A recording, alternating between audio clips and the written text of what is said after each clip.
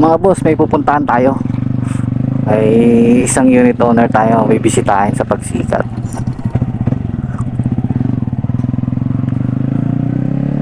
Naging dyan na daw siya sa may sa labas.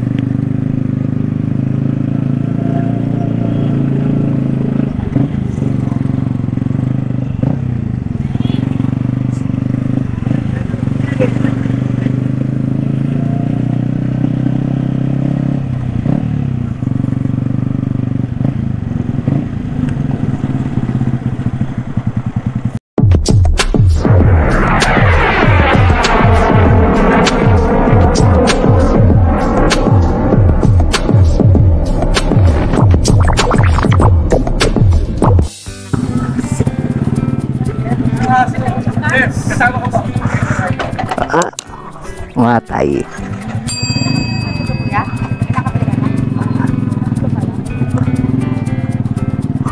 Ayan yung unit owner na kilala natin. So first time makapasok. Sir! Good morning po. Sa Realty. Ang kasabihan. Di ba Casa di.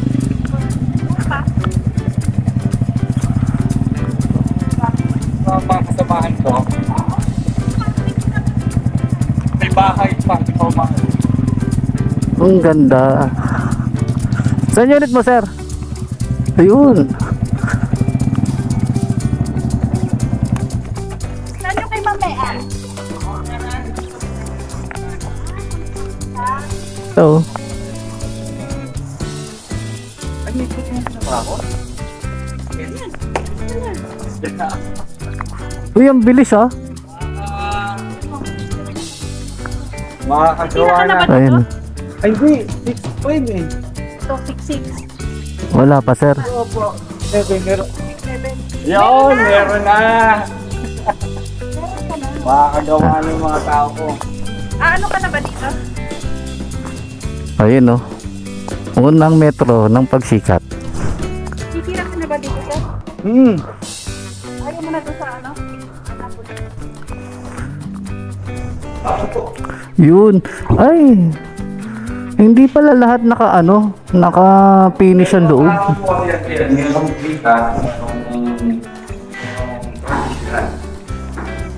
Yung pagka dito, pag makikita nyo yun sir pagka makikita nyo yung firewall, medyo manipis. Medyo manipis. Precast yung katulad nun. Kasi place. Isang wall no, pero hindi siya halip lang. Kaso, Siya, parang gumawa ng format, tapos binuhusan. cast in place. Yeah, parang road lang. Mapapansin yan dito sa pangapagitan. Yeah, tapos na mga kapal na to, traditional. Kasi sabi, di ba, ang Pagsikat daw naka-scheme coat na daw. Dahil po, kahit kami sa seminar kasi kahit kami parehas kaming sales manager na dalawa po kasi ang nilalabas nila. Isang precast at saka isang hollow block. Swertihan na lang po sa unit kung yung block and dot mo puro precast. Yun po yung naka skin curve na. Depende po. Yun doon sa phase 2, yung nandun sa may labas. Yan cast in place. Alam ko. Pero Ganda. Yun Kahit kami, medyo sila nila maayos. Walang aircon. Hindi, sa atin kaya may aircon yung hagdanan ng musli. parang nasira rin kami sa mga client namin kasi before, seminar din namin. Solar seminar sa Raymond mismo. Oo, sir. Naka-scheme. Kaya nga, hindi na pagkakalam namin, naka-scheme ko. Ang ending, itong mga 2025, hindi na daw. Yung mga client ko na kumuha, ilang balikan ako. Sabi ko, Sino ang sabi ko si Charlie? Kahit ako. Hindi lang naman ako basta agent. Buyer din ako. Owner din ako. Eh, yun ang sinabi sa amin sa Raymulan mismo nung... Ano yan sir? Nagsialisan sila. Hindi naman. In-accept naman nila. Sir, tanong ko lang, setback ng ano, hanggang saan siya, hanggang dito o hanggang dyan? Ah, nakumpis lang ako. Pag-pader lang na to, hindi ko daw pwede kapungan or gamitin. Ah, Pag-pader lang po. magano ka, magsasariling pader ka. Based sa ano yun, sa... Kasi nakuha ko sa unit sa Villa na both pareha.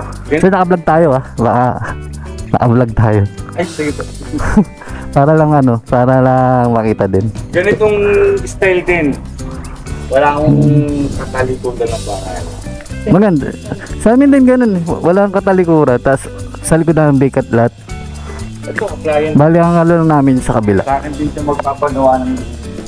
Bali si sir yung ano, contractor na unit owner. So, yun yung isang sinasabi ko sa GC na bentahin na kakilalang contractor. Dito, sinubukan ko sinusubukan ko din.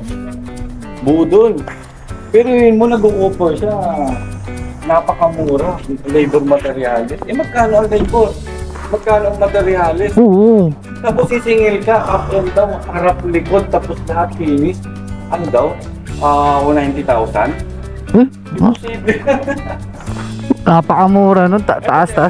So, labor lang. Parang sabi ko, Ah, client na mismo ang bibili ng materials, kami lang ang gagawa. Ibig sabihin, kung gusto nyo magtipid, kasi medyo broon, at kung medyo gusto nyo ng mas magandang gawa, kasi bibili kayo ng mamahalin.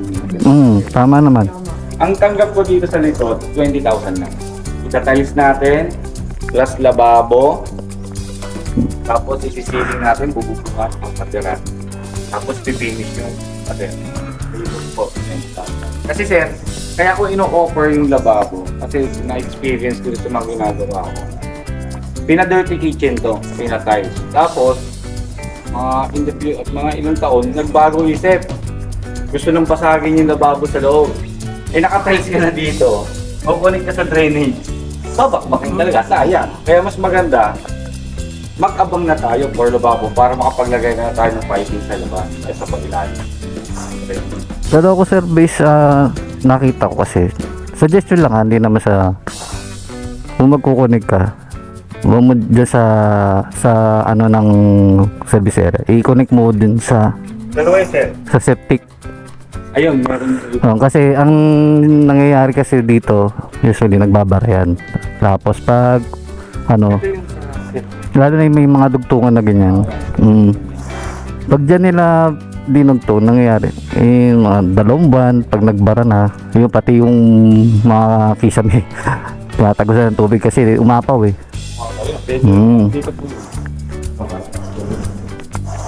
Sa ano sir, lumapad din no? Naging kliyente ko kasi pinagtiwala sila sa akin kumuha ng bahay. Sa akin daw sila lumapasok. Kaya medyo good na siya. Magandang pasok sa amin. Yung setback dagdag yung lote na yun kasi sa amin hanggang dito lang. Kasi ito na yung service area namin eh. Ito CR namin eh. Ito yung CR namin dito. Ayan. Kasi ito service area na to. So yung setback nyo nasa 2 meters din.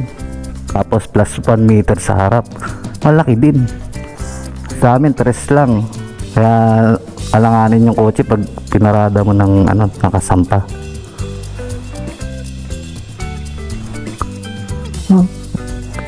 Ganda oh. Nakita ko sir, okay lang.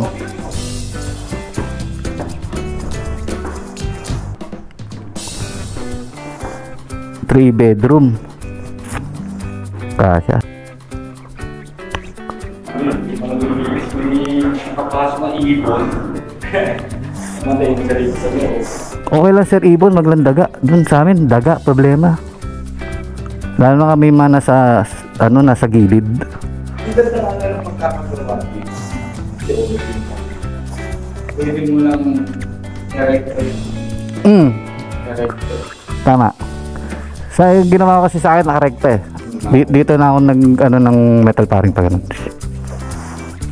Tapos gumawa lang ako ng ano para matibay yung ano, kapit. Kasi kung gagawa ka pa ng another, bababa eh.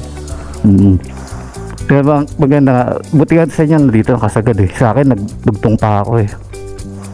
Kaya pag nag ano ka, sarado, close. Direkta. Mas mas madaming diskarte pagkikisame. Okay yung pagka-linya o malinis.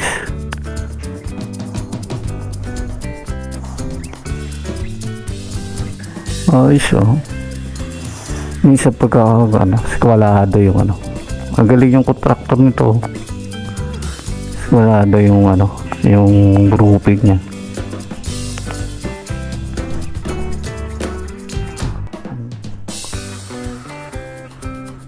Ang ganda.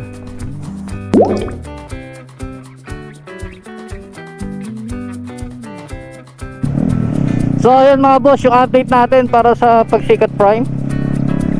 So nakita nyo naman yung update kung ano yung latest ngayon sa ginagawa sa may part ng Facebook.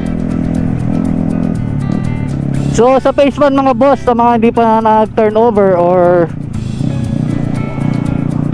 sa na pinasok nating unit kay sir, salamat sa kanya. Shoutout sa iyo sir sa pagpapasok mo sa akin sa unit mo.